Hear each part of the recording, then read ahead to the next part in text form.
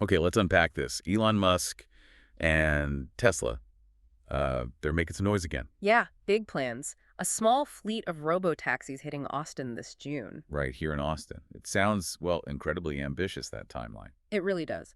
And the source we're diving into today, this Forbes interview, it raises some, let's say, significant questions. About whether the system's truly ready. Exactly. So today we're really just focused on pulling out the technical facts, the operational details from that Forbes piece. Okay, so what does the article actually say about the tech? How does it compare to others, like Waymo? And why are the experts quoted in the piece, expressing caution? That's our mission, give you the core info from this source. Got it.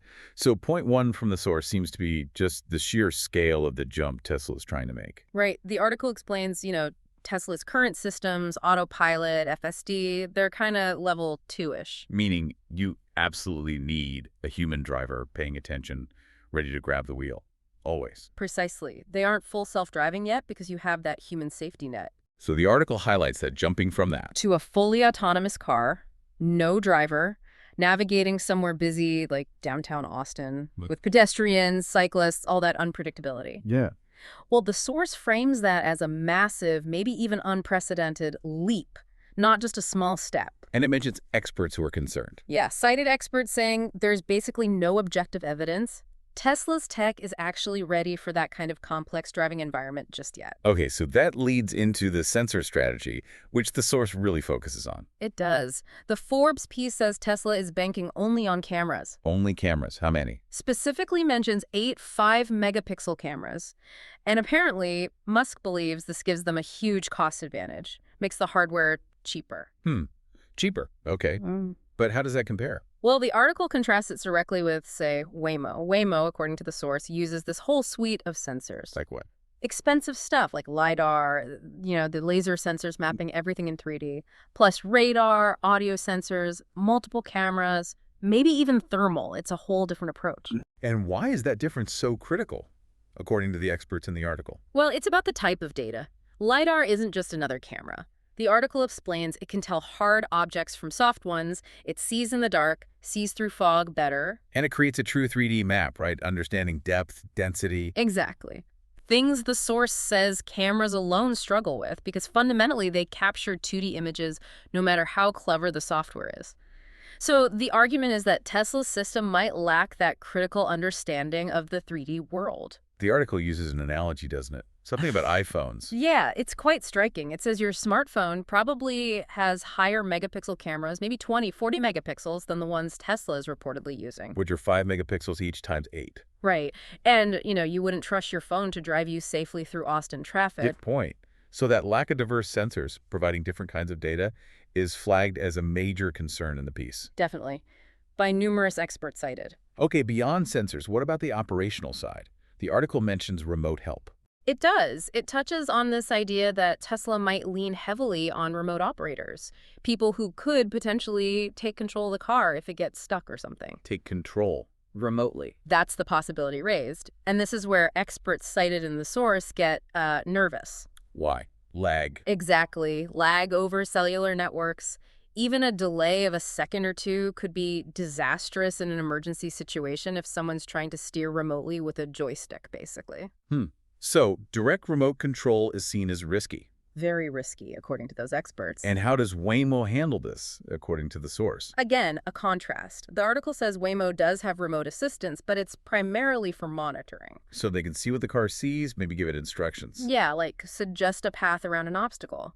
But crucially, the source states they don't take direct driving control because of those same latency worries. It's a key difference highlighted.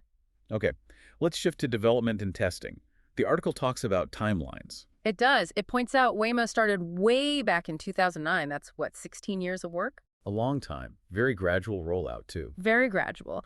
Public service only started about 5 years ago after tons of simulation and real-world testing. Whereas Tesla's Austin launch. The article suggests it feels rushed. It even cites reports from test drivers feeling pressure to hit that June deadline Musk set. That timeline itself seems like a point of concern in the piece. It's definitely presented that way. And what about transparency? Testing data. This is a big one in the article. It states Tesla has had a permit to test AVs in California for 10 years. Right. but apparently they've never publicly filed any test data with the California DMV. Never. Unlike other companies. Right. The article mentions Waymo, Cruise, back when they were fully operational, even Apple's old AV project, they all regularly filed public reports. Performance data, disengagements, accidents. So we could see how they were doing. Exactly. The article points out that with Tesla, because that data isn't public, there's just no way for the public to know how good the system is compared to the competition. That's interesting. And there was something about an internal admission.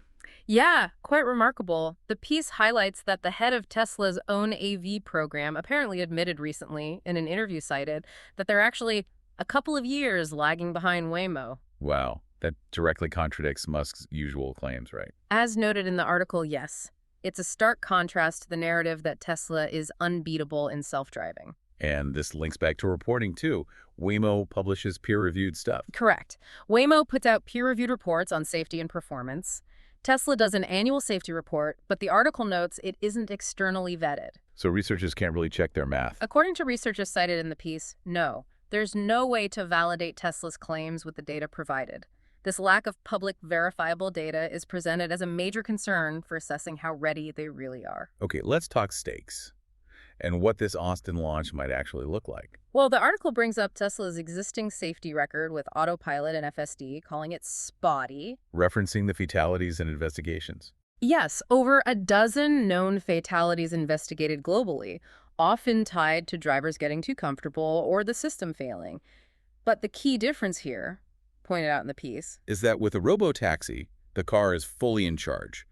No driver to blame or intervene. Exactly. The liability shifts entirely to the system, to Tesla. Which means the liability risks are huge. Very high. The article suggests these risks could potentially wipe out that cost advantage from cheaper hardware if the system proves unreliable. So what does the source predict for the actual launch in June? Is it going to be citywide? Highly unlikely, according to the piece. The prediction is for something extremely limited. Like how limited? Think a tiny fleet, maybe 10 or 20 modified Model Ys, and operating only in a very small, tightly controlled area. A specific route or neighborhood? Yeah, what they call an operational driving domain, or ODD. An extremely tight, limited area is the quote. So probably not scalable quickly to other cities. The piece suggests not. It seems positioned more as meeting that June deadline than a sign of imminent, widespread deployment.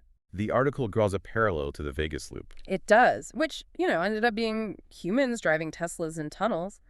The suggestion is the Austin launch might be similar, a lot of noise and big promises. So it may be not a huge technical achievement compared to what Waymo's already doing? Especially since Waymo is notably already operating its service successfully right here in Austin. That comparison is made explicitly. Okay, so let's try and sum up the picture painted by this Forbes piece.